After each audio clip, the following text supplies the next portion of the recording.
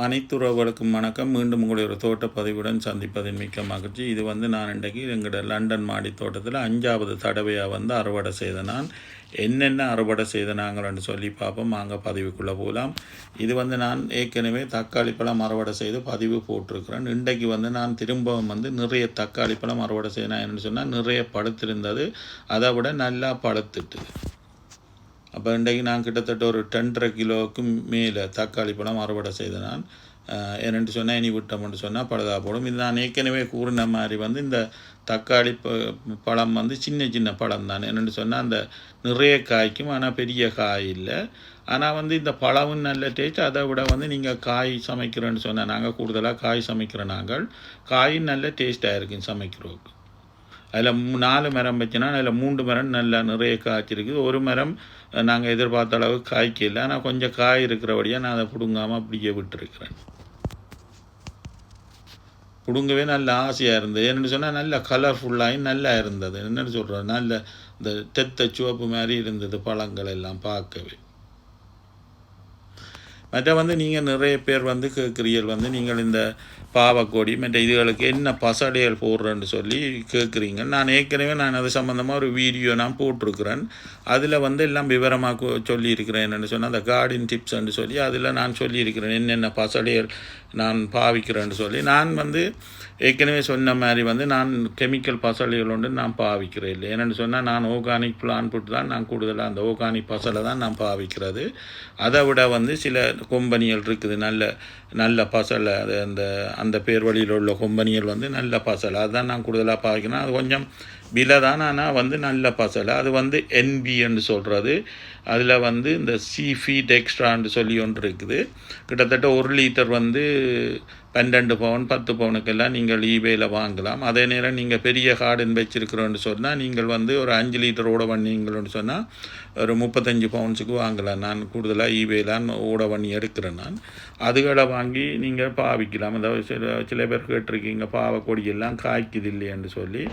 அதுக்கு நீங்கள் என்னென்னு சொன்னால் இந்த ஆர்கானிக் பசலை எழுதன்னேங்க அதுகள் ஹெல்த்தியாக வளர்ந்து நல்லா காய்க்கும். அதை விட நீங்கள் என்னென்னு சொன்னால் வீட்டில் உள்ள பொருட்களை வச்சு இதுகளை எப்படி ஹெல்த்தியாக வளர்க்கலாம்னு சொல்லி அதுக்கு நான் முதல் வீடியோவில் சொல்லியிருக்கிறேன். நான் இந்த என்னென்னு சொல்கிறேன், கொஞ்சம் பிளான்ட் இந்த மரங்கள் கொஞ்சம் மஞ்சள் அடிச்சிருந்தோன்னு சொன்னால் நாங்கள் வீட்டு தேவைக்கு பாவிக்கிற கோழி முட்டையை எடுத்து ஒரு 2 முட்டை எடுத்து நல்ல பீட்டரால் அடித்து போட்டு அதை என்ன செய்வேன்னு சொன்னால் 5 லிட்டர் தண்ணியில் கலந்து போட்டு கொஞ்சம் கொஞ்சம் விட ஒரு கொஞ்ச நாளையிலே உங்களுக்கு வித்தியாசம் தெரியும். ஆனால் அந்த ஒரு வெயில் காலத்தில் நான் அதை பாவிக்கணும். மழை பெய்யக்க எல்லாம் விட்டிங்கணுன்னா பங்கஸ் பிடிச்சி இதாக போயிடும். அதை விட இந்த என்னென்னு சொல்கிறது, மற்றது காய்க்கலைன்னு சொன்னால் அந்த எப்சன் சால்ட் இந்த பாத்துக்கு போட்டு நாங்கள் குளிக்கிற சோல்ட், அது நார்மல். அது எப்சன்ன்றது ஒரு கம்பெனி நேம். நீங்கள் அந்த பாத்துக்கு போட்டு குளிக்கிற சோல்ட்டை 1 லிட்டர் தண்ணிக்குள்ளே 1 டேபிள் ஸ்பூன் சோல்ட்டை போட்டு கரைச்சி போட்டு நீங்கள் அந்த ஸ்ப்ரே போட்டலால் அந்த மரத்துக்கு ஸ்ப்ரே பண்ணினீங்கள்னு சொன்னால் அதுக்கும் ஒரு காய்க்கிற தன்மையை தூண்டிவிடும். இது நீங்கள் இயற்கையாக நீங்கள் இதுகளை பாவிக்கலாம். இதுகள் ஒன்றுலேயும் கெமிக்கல் இல்லை.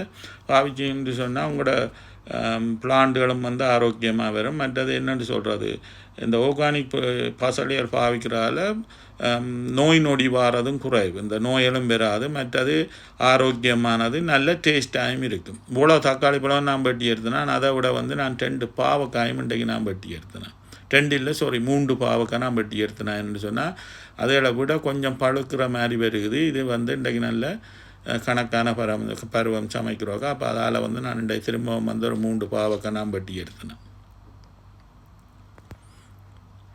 மற்றது அதான் உங்களுக்கு நீங்கள் காய்க்க இல்லைன்னு சில பேர் அதை சொல்கிறதுக்கு கணக்க காரணங்கள் இருக்குது. ஒன்று நீங்கள் சரியான முறையில் பராமரிக்கணும். மற்றது நீங்கள் பொட்ஸில் வச்சுருக்கிறீங்கன்னு சொன்னால் அதுக்கு காலமாக பின்னேரம் இந்த வெக்க காலங்களில் தண்ணி ஊற்றணும். மற்றது பசலை பொட்ஸில் வச்சுருந்தீங்கன்னு சொன்னால் அட்லீஸ்ட் ஒரு 3 நாளைக்கு ஒரு காலாவது நீங்கள் அந்த பசலை விட்டோன்ருக்கணும். அப்போ தான் அது உங்களுக்கு பலன் தரும்.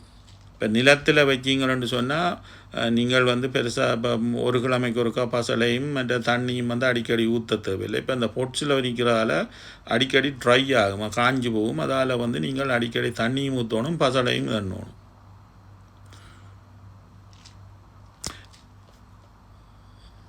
இவ்வளோ தக்காளி பழமும் பார்க்க தெரியுது. அந்த 3 பாவக்காய் நான் வெட்டி எடுத்தேன். அதை விட நான் கொஞ்சம் மிளகாயும் வந்து எங்கிற ஸ்ரீலங்கா மிளகாய் கொஞ்சம் முத்திக்கிட்டு கிடந்து ஒரு மரத்தில் அந்த ஹேங்கிங் பொட்ஸில் நிற்கிறதில் அதுவும் பிடுங்கி எடுத்தேன் நான். அதுவும் மற்றது அந்த எங்களோட உரைப்பு மிளகாய் உண்டு, அது நான் முதல் வைக்க இல்லை. இந்த முறை நான் அது வேறு மிளகாய்ன்னு சொல்லி படம் கிடந்து தான் நான் வாங்கினேன். நான் அது பெரிய கார்டன் சென்டர் உண்டு, ஆனால் எங்களுக்கு வந்தது வந்து வேறு மிளகா. அதுலேயும் ஒரு 4-5 மிளகா பிடுங்கினாங்க. இதுகளை என்னென்னு சொல்கிற வச்சு அறுவடை செய்ய அது ஒரு நல்ல சந்தோஷம் உண்டு. என்னென்னு சொல்கிற ஆசையாக இருக்கும் அதில் பிடுங்கி. அப்புறம் நாங்கள் அதில் சமைச்சு சாப்பிட உங்களை பார்க்குறது இவ்வளோ மிளகாயம் பிடுங்கினா. அப்புறம் அங்காலேயும் ஒரு ஹேங்கிங் பொட்ஸில் ஒரு 4-5 மிளகாயில் பிடுங்கினா. மற்றது இந்த ஸ்ரீலங்கங்குச்சியெல்லாம் நிறைய காய்ச்சிருக்கு, கொஞ்சம் முத்தோணும்.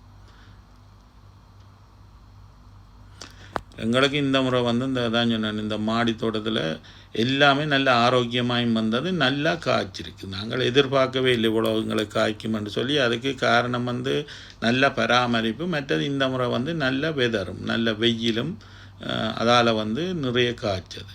பாவக்காயில் உங்களுக்கு என்ன நிறைய இருக்குது. நான் இந்த ஹேங்கிங் பாக்ஸில் இந்த சில்லியிலே ஒரு 4-5 பிடிங்கினேன். நிறைய சில்லி இருக்குது. நான் அந்த முத்தலை பார்த்து பிடிங்கினேன்டா பழுத்திடும்.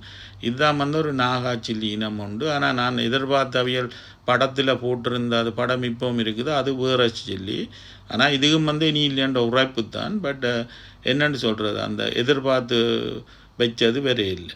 அதை படத்தில் போட்டிருந்தது வேறு மிளகா படம். ஆனால் இவியல் இப்போ இதில் காய்ச்சது வேறு. ஆனால் கிட்டத்தட்ட நாகா சில்லிமே தான். நான் 1 முதல் பிடுங்கி வச்சுட்டேன். உரைப்பு நல்ல உரைப்பு. உங்களுக்கு அதான் நீங்கள் வந்து எல்லோரும் கேட்குறீங்க, அந்த நான் சிலது எல்லாருக்கும் நான் அதுக்கு பதில் சொல்லுவேன். இந்த கார்டன் சம்மந்தப்பட்ட ஏதாவது டிப்ஸுகள் மற்ற நீங்கள் போய் யூடியூப்லேயே நீங்கள் சர்ச் பண்ணி பார்க்கலாம். உங்களுக்கு ஒரு பிளான்ட் வந்து காய்க்கல, அதாவது மரம் வந்து காய்க்கலைன்றா அதுக்கு என்ன செய்யலாம், அதுகளை போய் யூடியூப்களில் சர்ச் பண்ணி பாருங்கள். நிறைய பேர் நிறைய வீடியோ எல்லாருக்கும் வித்தியாசமான அனுபவம் இருக்கும். இப்போ எனக்கு ஒரு அனுபவம் இருக்கும், நான் எந்த அனுபவத்தில் நான் சிலதை செய்கிறேன். அதே மாதிரி நிறைய பேருக்கு நிறைய அனுபவங்கள் இருக்கும். அதுகளை போய் சர்ச் பண்ணி பார்த்து போட்டிங்கன்னா உங்களுக்கு நீங்கள் உங்களோட பயிரோடையே வந்து நீங்கள் வடிவாக காய்க்க வைக்கலாம். இவ்வளோ நாங்கள் 2 பிடுங்கினாங்கள். உண்மையிலே நல்ல சந்தோஷமான ஒரு அறுவடை உண்டு. எனக்கு நன்றி சொல்கிறேன். இந்த வச்சு கொஞ்சம் கஷ்டப்படுற படையக்குள்ள கொஞ்சம் கஷ்டமாக இருக்கும். அதை பிடுங்கி நாங்கள் அந்த அறுவடை செய்யக்க அதில் இருக்கிற சந்தோஷம் வேறு ஒன்றிலையும் இல்லை. இவ்வளோ இதுவும் வந்து நான் இன்றைக்கு அறுவடை நான் தக்காளி பழம் மற்றது பாவக்காய். உங்களுக்கு இந்த பதிவு பிடிச்சிருக்குன்னு நினைக்கிறேன். பிடிச்சிருந்தோன்னு சொன்னால் உங்களோட ஃபேமிலி ஃப்ரெண்ட்ஸோடு ஷேர் பண்ணுங்க. மறந்து போடாமல் சப்ஸ்கிரைப் பண்ணுங்க, லைக் பண்ணுங்கள். அதோடு வந்து அந்த ஓலண்ட பட்டனை நீங்கள் கிளிக் பண்ணினா தான் நாங்கள் போடுற ஒவ்வொரு வீடியோவும் உங்களுக்கு உடனுக்குடன் வந்து சேரும். உங்களை நாம் வந்து மீண்டும் ஒரு பதிவுடன் சந்திப்போம். நன்றி, வணக்கம்.